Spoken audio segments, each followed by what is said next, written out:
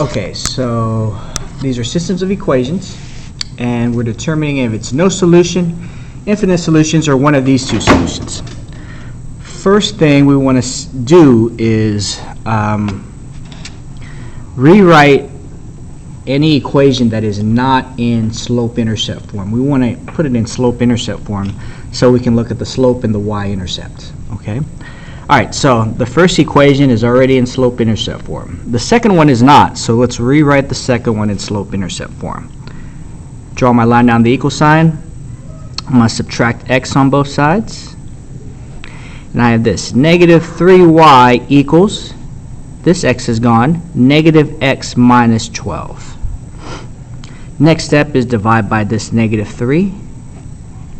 And when I divide by the negative 3, I have to distribute and divide both things by negative 3. Okay? So I have y, right, equals negative 1 divided by negative 3. Well, that's going to be a negative divided by a negative. That's going to be a positive 1/3. That has an x on it. Now I have a negative 12 divided by negative 3. Negative divided by negative, another positive. 12 divided by 3 is 4, so I have plus 4. Okay, so here is the second equation. Here's the first equation. They're exactly the same. They're the exact same line. Since they're the exact same line, right, it's infinite solutions. Let's take a look at number 2. Same situation. The first equation is already in slope-intercept form. The second one is not. Okay, so I'm going to rewrite this one in slope-intercept form. Let's subtract that x. Okay, so I have this, negative 2y equals negative x minus 3. Alright, so I move the x. Now I got to divide by the coefficient of y. So I'm going to divide by negative 2.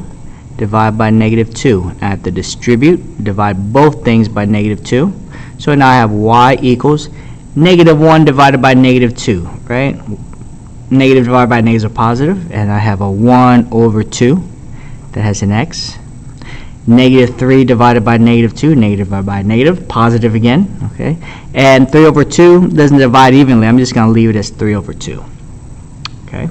Alright, so here is the second equation, rewritten in slope-intercept form. Here's the first equation. The slopes are the same. The y-intercepts are different. Okay?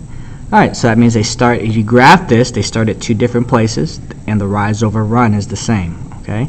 This is going to be no solution. These two lines are never going to touch. Alright, so no solution. Alright, let's take a look at number 3. Alright, same situation here as in 1 and 2. I have two equations, and I'm going to see how many solutions there are. So first, let's rewrite this second one here in slope-intercept form. I want to get the y by itself. I'm going to minus 3x minus 3x. Okay, so I have 5y equals negative 3x plus 44. Next step is divide by 5. Divide by 5. So I have y equals, distribute both of these. So I have negative 3 over 5x plus 44 divided by 5. Well, it's just going to stay 44 fifths. Okay? Alright, so let's look at these two equations. Okay? Alright, one slope is 2/3, one slope is 3/5. The slopes are the same. So that means these two lines will intersect. It's going to be one of these here. Okay? Alright, so let's go ahead and plug in. Let's plug into this second one here since there's no fractions.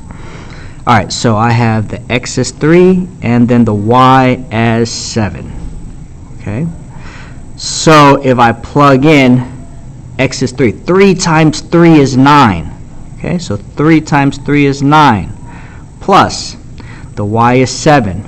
5 times 7. 5 times 7 is 35. And that equals to 44, right? 9 plus 35 equals to 44. That works. If you look at the other one, this is going to be 18 plus 10. 18 plus 10 isn't 44 if I plug in. 3 times 6, 18 plus 5 times 2 is 10, right? 37 is the solution, and it also works in the second equation. 2/3 times 3, right, that's going to be 2, and 2 plus 5 is 7. The y there is 7. So this is the one I want.